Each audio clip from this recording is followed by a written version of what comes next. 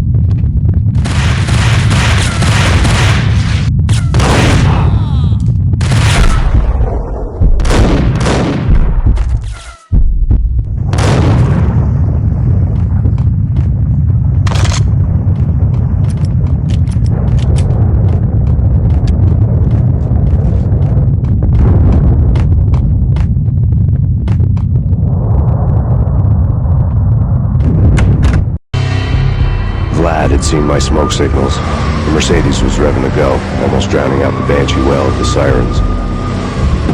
You coming? We'll drop you off at the Punchinello Manor. Sounds good to me. When this is over, look me up. I could use a professional like you. I'll keep that in mind.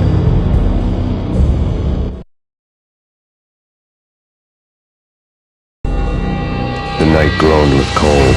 The garden lights flickered nervously. In their light, the falling snow was dead white before the darkness ate it up. I'd heard the stories. The trio were mad dogs. They'd have hung the heads of their enemies over the manor gates if the capo had only let them. Punchinello wanted pain. They'd see the pain. The trick in my situation was that there was no trick, no matter what the movies tell you.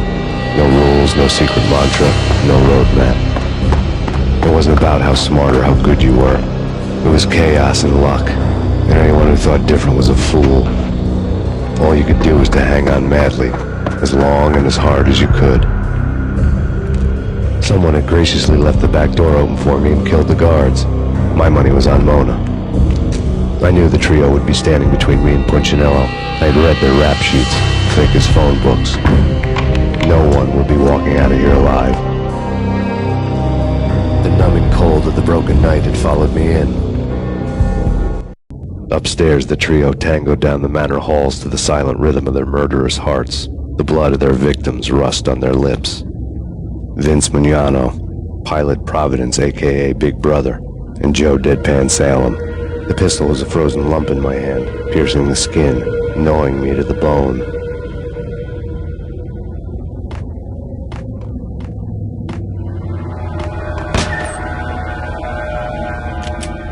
In death, the thug had been promoted to messenger. Someone hadn't enjoyed the Don's hospitality. Someone with a flair for the dramatic. Someone who had let herself out of a locked cell and past a couple of armed guards. My thoughts were on Mona again. I could only hope she was a good enough gambler to walk away while she was still winning, before she'd run into the trio.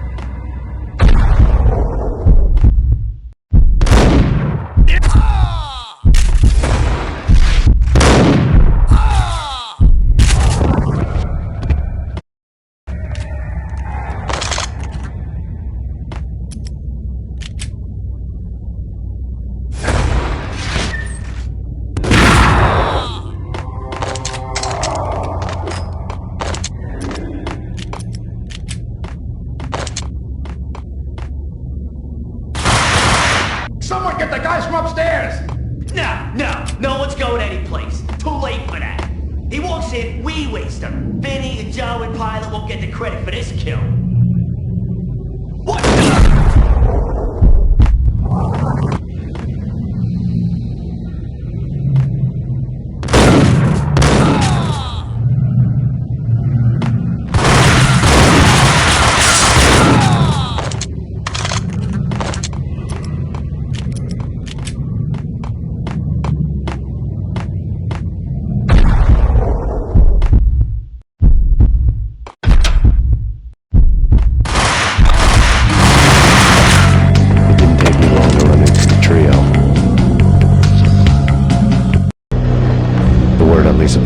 Was that she was a bit of a witch. The tarot cards on the kitchen table fit the picture.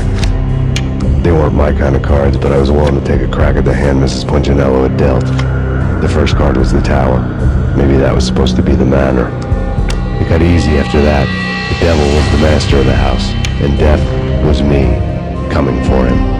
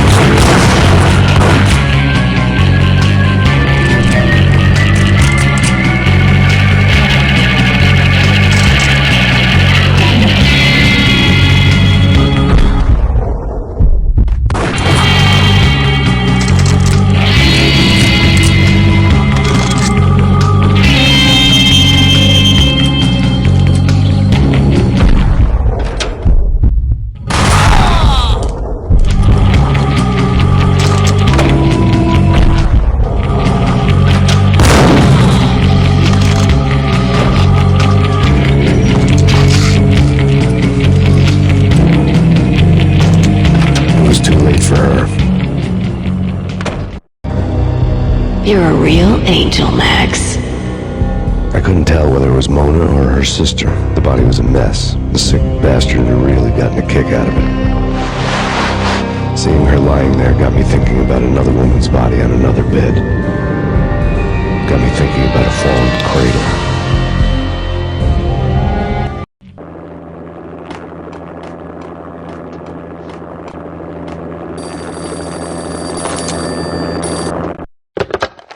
Max Payne, Talk to me. Alfred Woden. You've got company. An armed helicopter just landed on the manor grounds. You must hurry. The more the merrier.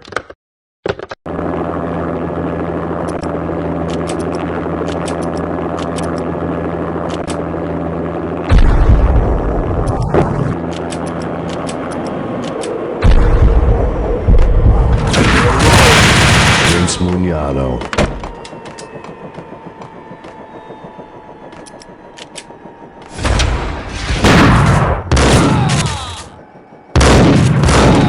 Punchinello's trio was done for.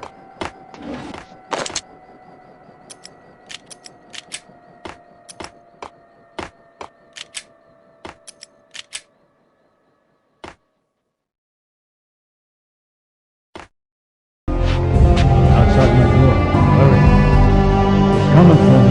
You gotta hurry. Please. I could hear Punchinello on the phone begging for help. He should have been saying his goodbyes. Punchinello was a pushover. The moment I stepped into the room, he folded like a deuce before a royal flush. No, wait. I was just doing what I was told. I couldn't refuse. She's someone high up. Government, maybe. I don't know. He was trying to buy more sand for his hourglass. I wasn't selling any.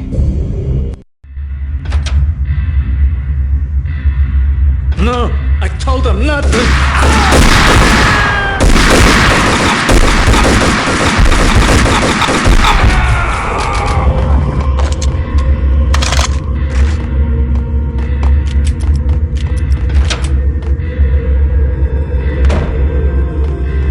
Drop it. Don't move. Game over, Max Payne. I could tell when I was outgunned. It was time to take another beating. The mystery witch was a real barracuda. Trouble on dagger heels, a smoking assault rifle in her hand, and an army of killer suits behind her. How sweet. I get to kill two birds with one stone. Sooner or later, it was going to catch up with you. Mr. Payne, it's time to show you the benefits of my brew. Be a good boy now. You'd find that Lady Luck was really a hooker. You were fresh out of cash.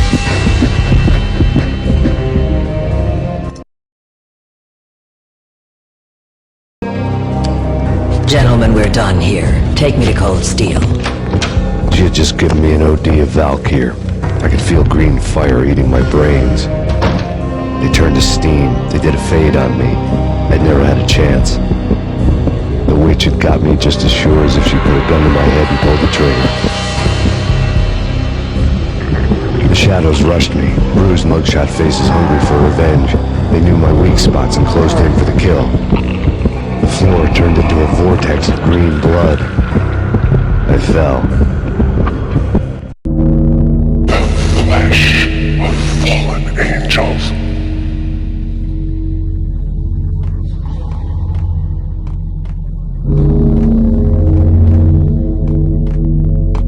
Who's there? Max? Max, is that you? Max? Where are you, Max? Please.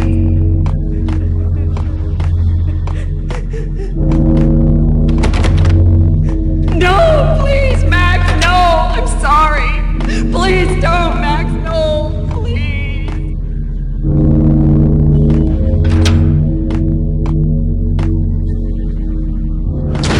Max? Where are you, Max? Please. The letter was staring at me. There was something disturbingly familiar about the letter before me. The handwriting was all pretty curves. You're in a graphic novel. The truth split my skull open, the glare and green light washing the lies away. All of my past was just fragmented still shots. words hanging in the air like balloons. I was in a graphic novel. Funny as hell. It was the most horrible thing I could think of.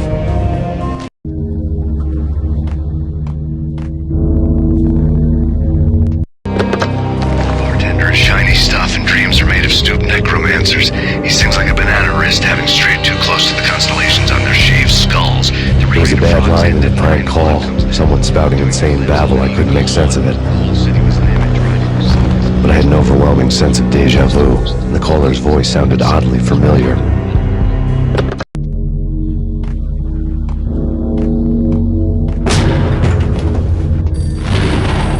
The weird piece of paper looked dangerous. There was something disturbingly familiar about the letter before me. The handwriting was all pretty curves. You're in a computer game, Max. The truth was a burning green crack through my brain, weapon statistics hanging in the air, glimpsed out of the corner of my eye, endless repetition of the act of shooting, time slowing down to show off my moves, the paranoid feel of someone controlling my every step. I was in a computer game. Funny as hell, it was the most horrible thing I could think of.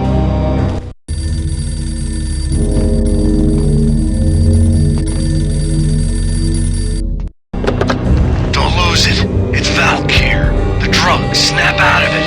Try to remember. It was a bad line in a prank call. Someone spouting insane babble. I couldn't make sense of it. But I had an overwhelming sense of deja vu, and the caller's voice sounded oddly familiar.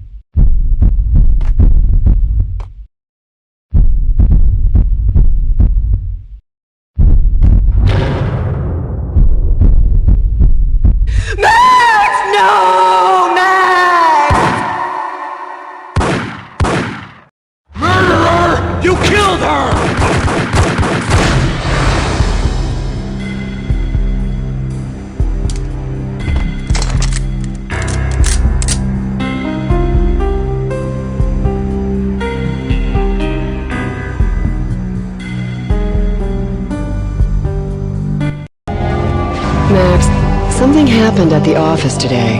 A strange memo. Something about Vikings. Honey, I gotta run. You can tell me all about it this evening. Have a nice day, darling. The bullet holes were rubies on her chest, blood glowing on her ivory skin.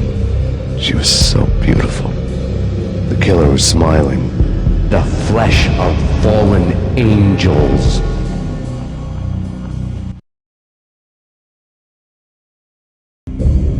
Slowly, the green nightmare faded, leaving dark... Slowly, the green nightmare faded, leaving dark stains on my soul that would never come off. I felt like flatlining. I was all shook up. I woke up in a cold sweat, sick and tired to the bone, lying in a puddle of my own puke. The hag had said take me to Cold Steel before it had all gone crazy. It was a clue, the only one I had. It took me forever to crawl back to my feet and hit the road, but when I did, I drove straight to Cold Steel Foundry outside the city. There was a whole lot of action around the place for a freezing winter night. Trucks coming and going, men running. I had the drop on the mystery witch. She thought I was dead. I was on her blind side. I was going in. The bad trip had put me in a crazy mood, adrenaline pumping through my aching veins. Staggering on the mill roof in ice and snow and wild wind, I was a ninja. My kung fu was strong.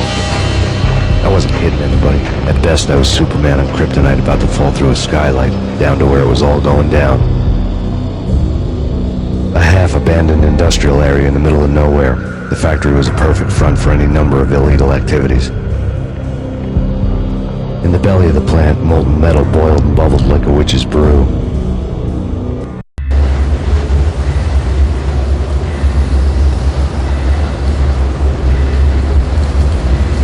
In the belly of the plant, molten metal boiled and bubbled like a witch's brew.